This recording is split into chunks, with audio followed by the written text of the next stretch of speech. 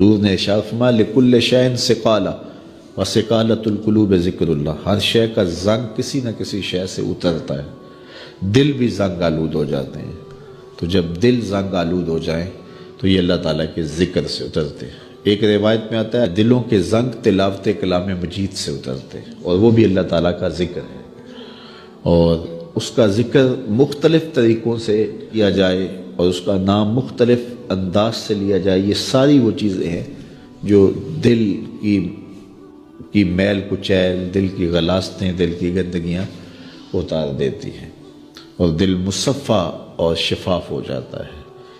حضرات صوفیہ تو کہتے ہیں جب کوئی بندہ ایک مرتبہ کہتا ہے اللہ، تو اللہ تعالیٰ اس کی طرف 70 مرتبہ نظر رحمت سے دیکھتا ہے، اور جب اللہ تعالیٰ کسی بندے کی طرف نظر رحمت سے دیکھتا ہے اس کے 70 گناہ جل کے راکھ ہو جاتے ہیں۔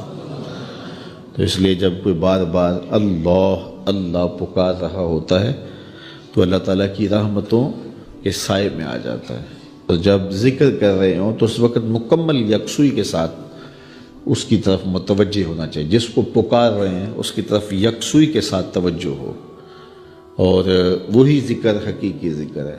حضرت شیخ فرید الدین عطار علیہ رحمہ فرماتے ہیں ہر عضو بدن کا الگ ذکر ہے، زبان کا الگ ذکر ہے، آنکھوں کا الگ ذکر ہے، کانوں کا الگ ذکر ہے، ہاتھوں کا، پاؤں کا، دیگر اعضائے بدنیاں کا الگ الگ ذکر ہے۔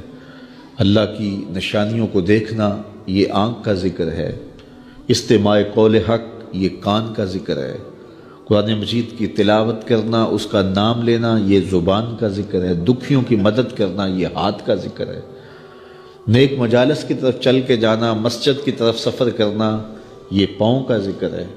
تو مختلف اعضائے بدنیاں کا مختلف ذکر ہے، اور ہر وقت جو ہے وہ ذکر کے اندر انسان لگا رہے اور رب کی یاد کے سائے میں اپنی زندگی گزارے۔ یہ اس کی روح کی غذا ہے جو اسے باہم پہنچتی ہے، پھر اس کی روح مرتی نہیں ہے، اس کی روح جو ہے وہ شاد اور آباد رہتی ہے، بیمار نہیں پڑتی، روح کے اوپر زنگ نہیں چڑھتا، وہ پاکیزہ اور مطہر رہتی ہے۔ تو مجھے اور آپ کو اپنی روح کا سامان کرنا چاہیے اور اللہ کا ذکر پوری یکسوئی کے ساتھ، پوری توجہ کے ساتھ، پورے انہماک کے ساتھ۔ ہمارے صوفیاء نقشبندیہ تو کہتے ہیں جب سالک کہے اللہ، تو جب یہ بندہ پکار رہا ہوتا ہے رب کو، تو رب بندے کی پکار کو سن رہا ہوتا ہے۔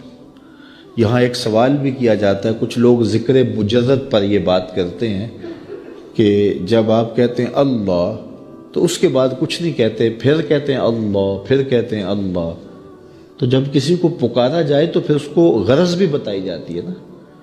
آپ مجھے آواز دیں میرا نام لے کے تو میں متوجہ ہو جاؤں گا آپ کی طرف، تو پھر آپ مجھے کچھ کہیں گے نا کہ جناب ہم آپ کے پاس آئے ہیں ٹائم لینے کے لیے یا کوئی اور غرض کے لیے، کسی اور مقصد کے لیے، تو وہ آپ غرض بتائیں گے مجھے۔ تو اگر آپ مجھے آواز دیں، مجھے رضا ثاقب کہہ کے پکاریں اور میں آپ کی طرف توجہ پذیر ہو جاؤں، آپ پھر دوبارہ کہیں رضا ثاقب، تو میں پھر کہوں گا جی، آپ پھر کہیں، تو 2-3 بار کے بعد میں اکتا جاؤں گا کہ میاں بات بھی آگے کرو، مجھے پکار رہے ہو بار بار تو بتاؤ کیا کہنا ہے۔ تو کچھ لوگ اس پہ قیاس کر کے وہ کہتے ہیں جب پکارا جاتا ہے اللہ تو اس کے بعد تم اپنی غرض ہی بیان نہیں کرتے، پھر کہتے ہو اللہ، پھر کہتے ہو اللہ، تو کچھ کہو بھی نا۔ تو ہم اس کا جواب یہ دیتے ہیں کہ میں اس لیے پوچھتا ہوں کہ میاں کس لیے مجھے آواز دی ہے مجھے پتہ نہیں، اس لیے میں پوچھتا ہوں۔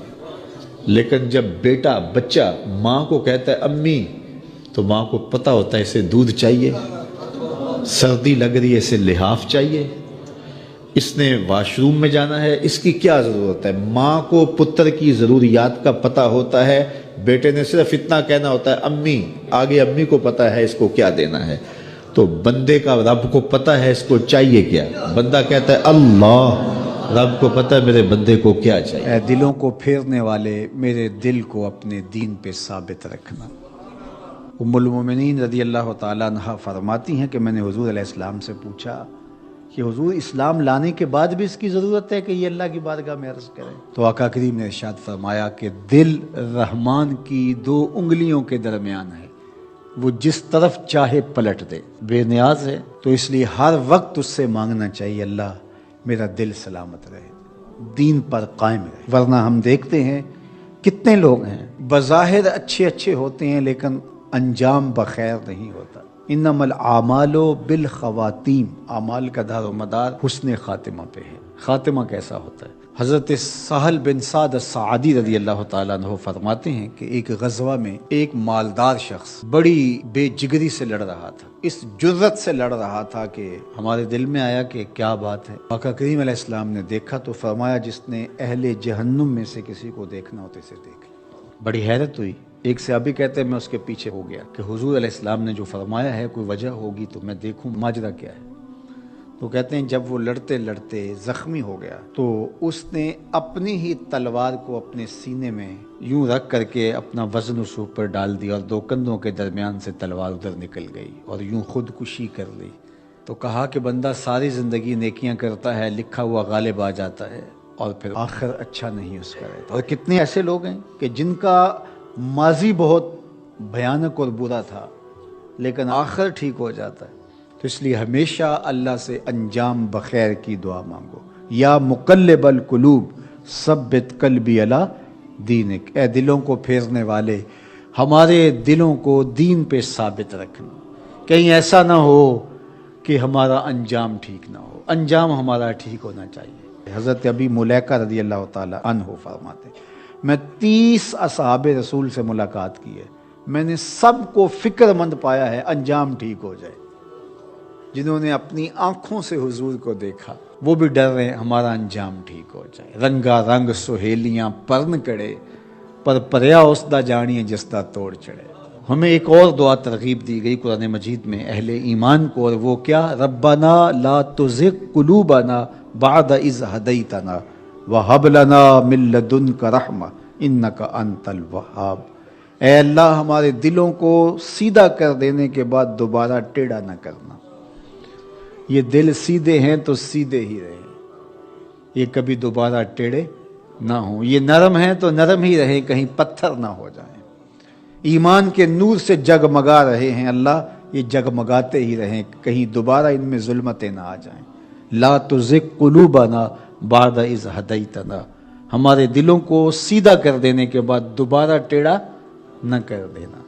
وہب لنا من لدنک رحمہ، اور ہمیں اپنی جناب سے رحمتیں عطا کر دے۔ انک انت الوہاب، تو وہاب ہے، اپنے کرم سے اپنے فضل سے ہمیں مالا مال فرما دے۔ تو میری دعا ہے اپنے لیے سب سے پہلے اور آپ سب کے لیے اور اپنے جملہ دوستوں کے لیے، پیر بھائیوں کے لیے، سب ملنے والوں کے لیے کہ اے اللہ ہم سب کو ہمیشہ ثابت قدم دین پہ رکھنا، آخری ہچکی تیرے نام پہ آئے، تیرے محبوب کی غلامی میں آئے، ہم سب کا خاتمہ ایمان پہ۔